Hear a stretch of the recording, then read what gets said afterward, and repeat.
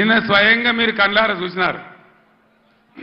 ఈ భారతదేశంలో ఉన్న చట్టాల ప్రకారం అంబేద్కర్ మహనీయుడు రాసినటువంటి రాజ్యాంగం ప్రకారం ఆర్టికల్ 3 ఆయన పెట్టినాడు కాబట్టి అంబేద్కర్ గారి పుణ్యమాని మనకు తెలంగాణ రాష్ట్రం వచ్చింది.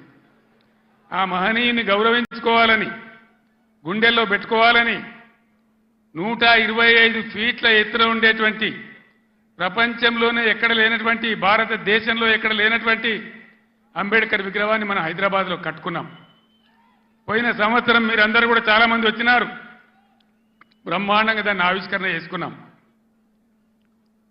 కానీ నిన్న అంబేద్కర్ జయంతి ఆ విగ్రహం పెట్టిన తర్వాత జరిగిన తొలి జయంతి ఈ లిల్లీ పుట్టగాల ప్రభుత్వం ఏం చేసింది?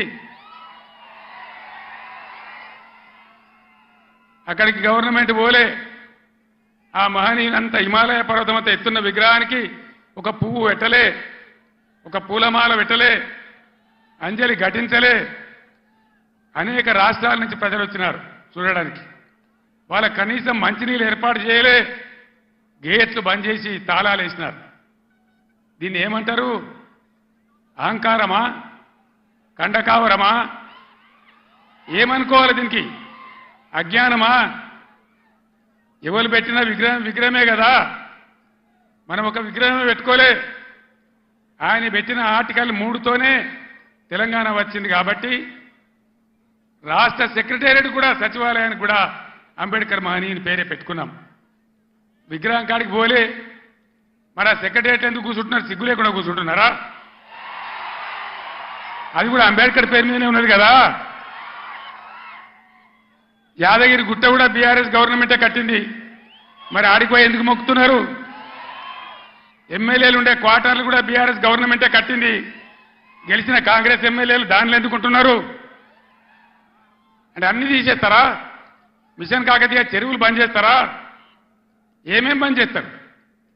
ఈ లిల్లీ పుట్టుగాలని నేను ఎందుకన్నా అంటే దీనికే అన్నా. ఒకనాడు ఇదే లిల్లీ పుట్టుగాల పార్టీ సింగూరు ప్రాజెక్టు మన నోరు కొట్టి మన ఎండబెట్టి ఒక డ్రాప్ ఒక చుక్క నీళ్లు కూడా మనకి ఇయ్యలే. హైదరాబాద్కి ఇచ్చినారు. బాధపడ్డాం, ఏడ్చినాం. పొలాలు ఎండిపోయినాయి.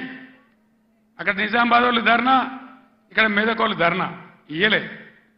తెలంగాణ వచ్చినాక కదా ఇదే హరీష్ రావు ఇరిగేషన్ మంత్రిగా ఉండి జటా కాలువలు తవ్వి నీళ్లు సింగూరు కాలువలు తవ్వితే కదా అందులోకి నీళ్ళు వచ్చినాయి, పంటలు పడినాయి. ఎక్కడి నుంచి వాడుకున్నావు సింగూరు నీళ్లు?